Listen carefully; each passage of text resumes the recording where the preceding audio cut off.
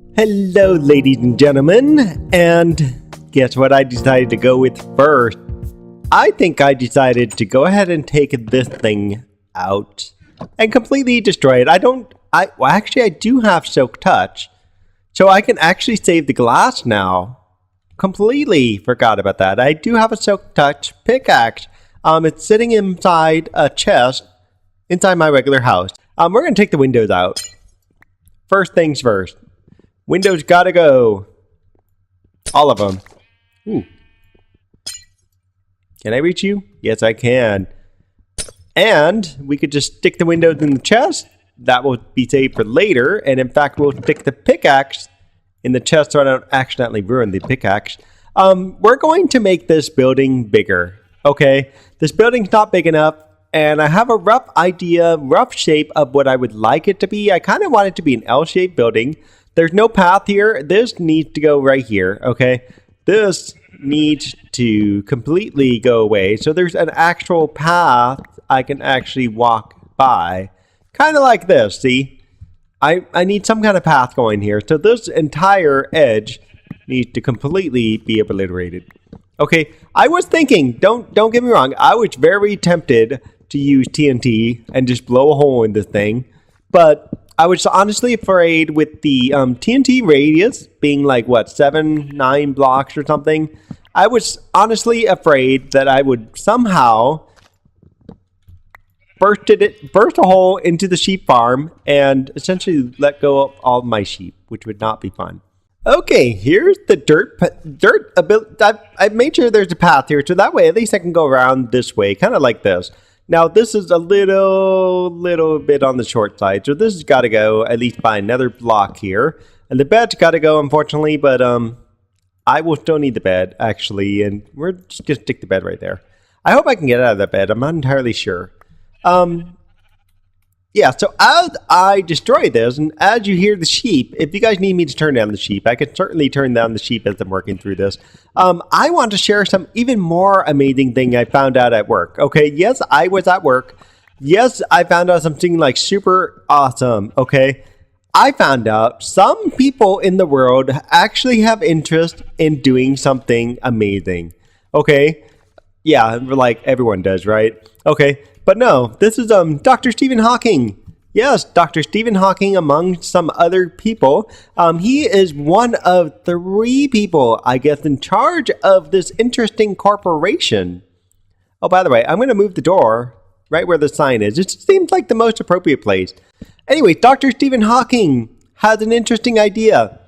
He is, along with 2 other people, is proposing to go to Alpha Centauri. Okay? Now, it's not going to be something like, okay, Dr. Stephen Hawking, whatever, you're not going to make it Alpha Centauri, you're just by the time you get there, you'll be too old, and it'll be like your great grandkids that are going to be there. And no, it's not going to be like that, okay? Don't get me wrong. But the thing here is Dr. Stephen Hawking essentially formed like a company of some kind, right? And that company, the goal behind the company is to come up with a way to travel to Alpha Centauri using cheap, highly effective, super powerful materials. Okay? And it's super cool. Instead of sending one ship, or instead of sending one satellite, the idea that he and his corporation got here is to send essentially an army of satellites, an army of ships, an army of everything. Okay? And it's actually pretty cool. They've already got a concept design. They're basically saying it's going to get powered. And the thing's going to be powered essentially by... I wonder if I should leave this door. Just seemed interesting if I left the door or not. I kind of like how this is just... I'm sorry. This is just... Don't ask, but it's just strange. Anyway, I'm going to have to take this roof down. Let's go ahead and cut out the roof here while we're working on this. Yeah, and so think of your iPhone, if you got an iPhone, or your Android, think of a satellite about as big as that, being run with about a gram or so of plutonium-38. That's the stuff that they typically stick in spacecraft because it's got the reasonably decent half-life, okay? And you send, I don't know, several hundred of these, and you propel them using the power of a laser array. Yeah, so each one of these little iPhone contraption thingies would have a solar sail that would be propelled by a laser array.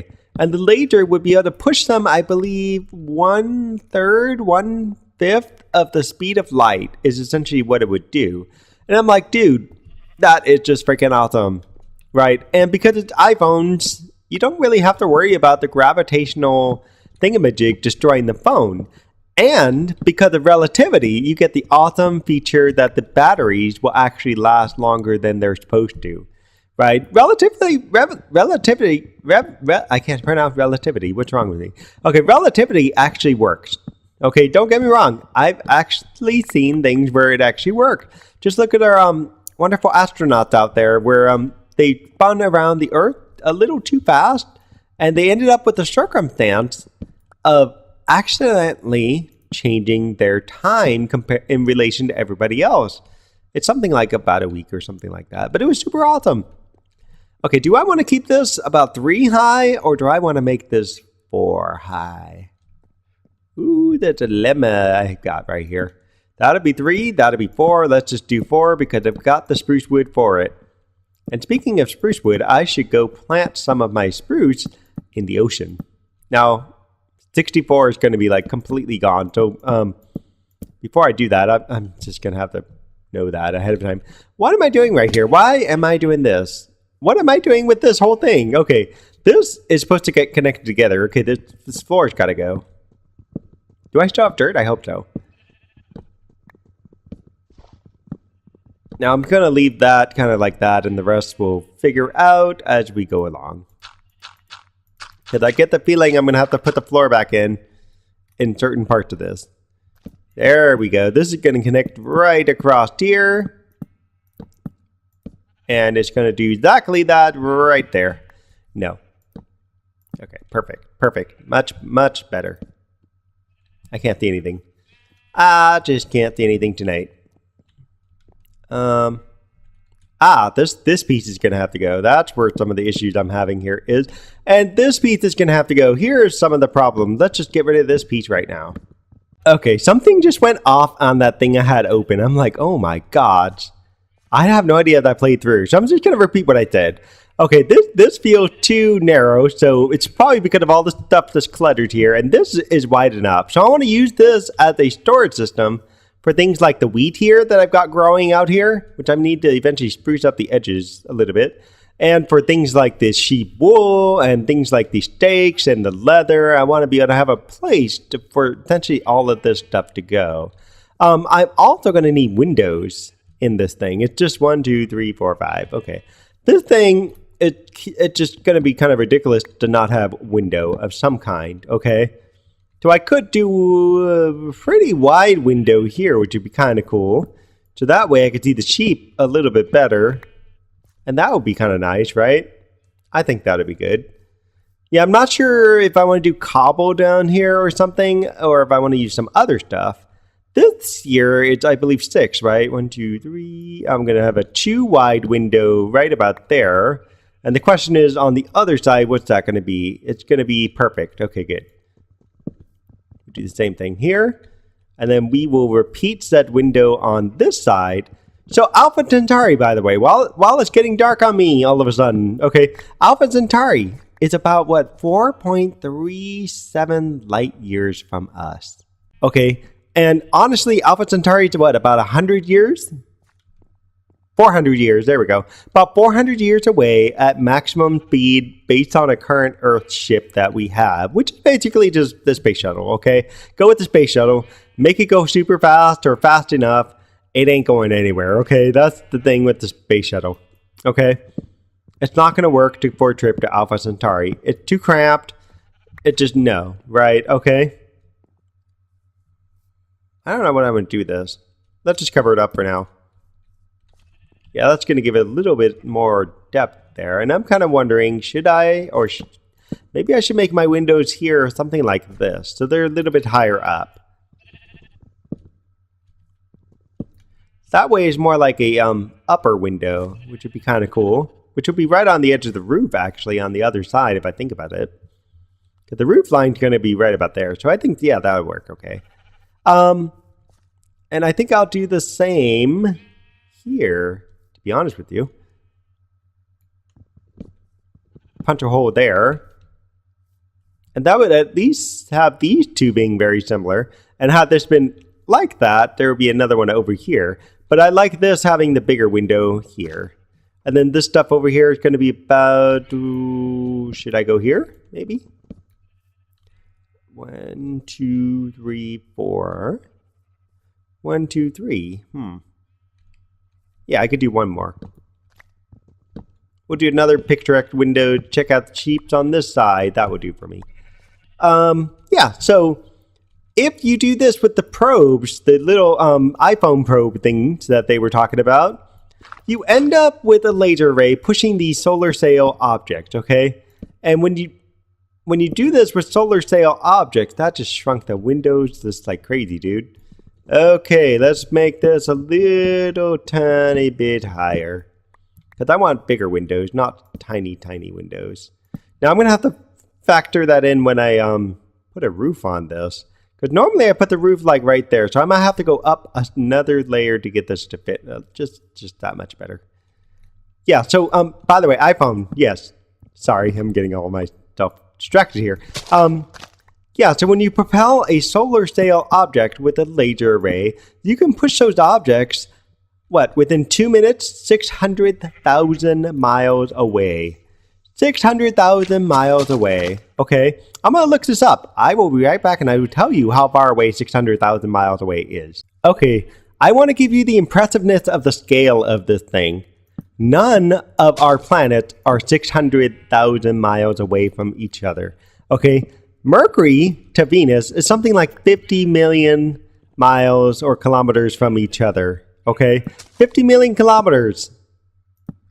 50 million kilometers. Mars was something like 600 million kilometers, okay, from our planet. Okay, let me just double check that data just one more time. I'm sorry, I said that wrong. That was Jupiter. Mars is 78 million kilometers away from Earth, okay? So you have to think about the scope of this, okay? Where realistically is the distance in the solar system that's about 600,000 kilometers away? And you'll find that the distance between two asteroids is typically about 600,000 kilometers away from each other. So typical asteroids are floating, about that distance away from each other, which is pretty cool. So in 2 minutes, we've only traveled that far. In a few hours... oh, I ran out of stairs. Uh-oh. Well, good thing I have a crafting table, right? Let's make a few more stairs. Yeah, so the impressiveness of that scale is just the thing that blows my mind a lot. And the fact that they're being super ambitious about this, and the fact that people are finally willing to listen is awesome. Now, they think they can get themselves to Alpha Centauri within a person's lifetime. You're talking 20 years, okay?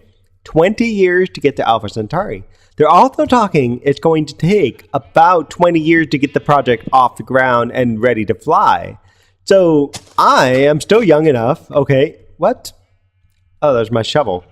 I need a new shovel now. Wait, I don't need a new shovel. I got a new shovel. I am still young enough to the point where in 20 years from now, I will be old. Yes, that's right. I will be old in 20 years. But in 40 years, I will be older.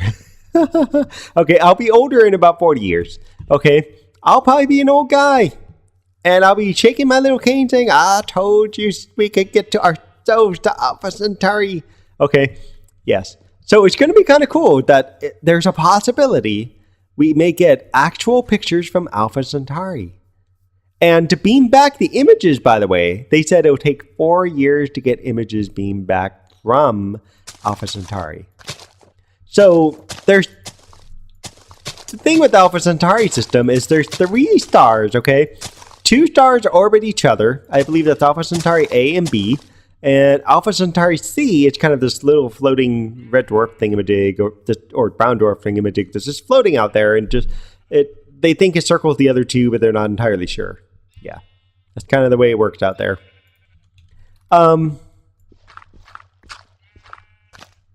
Yeah, I don't think I need that corner piece right now. So yeah, so it's going to be interesting. They believe we haven't found proof proof of it, which is very odd for a star system that's only 4 light years away. There's no proof yet that there's actual planets on Alpha Centauri, but they think there's at least one planet on Alpha Centauri B.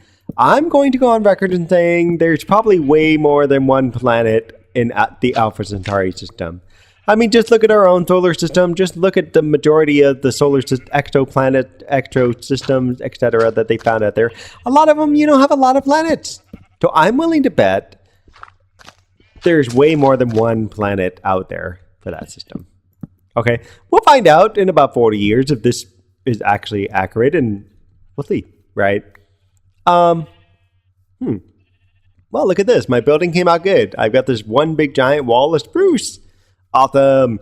Now we got to get this thing decoed a little bit, and I'm not sure about the roof. I